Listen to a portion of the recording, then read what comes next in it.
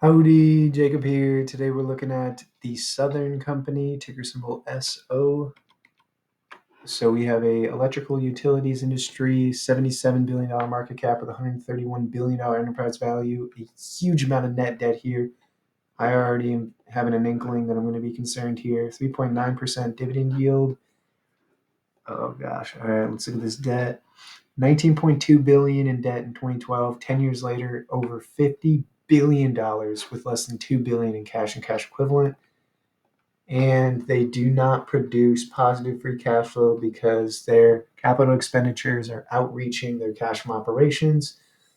And so you can see that they've actually made devastations pretty consistently here, uh, and gone into debt very heavily to fund a dividend, and they've issued a lot of shares of stock. So first thing I'm seeing from this free cash flow statement is that I'm very turned off. I already know people are going to value this company a lot higher than I am. I'm still going to do analysis, but I just want to go through my reasoning here, and that's because a company that does not produce positive free cash flow needs to fund their business through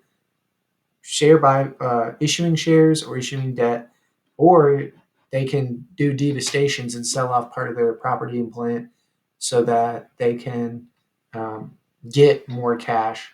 And so we see that they obviously have invested so much in capital expenditures that uh, in 2013 they had positive free cash flow, and now you're looking at they lose $1.5 billion a year essentially, and so they're not even close to affording a $3 billion dividend. So the first thing I'm gonna do, cut that. I mean, I'm just making up numbers here because they can't afford it. Revenue change. I mean, yeah, they got solid growth ahead of them. They'll probably grow pretty close with inflation. 15 price to earnings, price to free cash flow. They probably have more of a moat in that area. Let's say 12 on the margin. Free cash flow, they don't produce it. So I'm just being generous, I guess, and saying 2%. So yeah, I mean, again, company stock price, given these assumptions, is going to have to fall 83%. But for me, I just know that other people are going to value this company a lot better than I am. They have there's so many reasons I could say it, but I'll just go through a few of them. Return on invested capital, low single digits. The reinvestment back into the business is terrible, which you can see through them. The more they invest in the business, the higher their capital expenditures grow, and not necessarily their cash from operations. Their capital expenditures are growing way more than their cash from operations.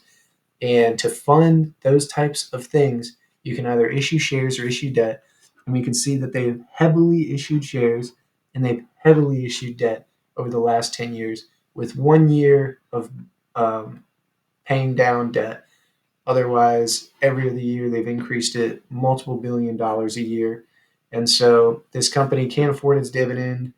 They don't produce positive free cash flow. They've just been focusing on growth, but with that has become negative free cash flow, where they haven't produced positive free cash flow since 2015.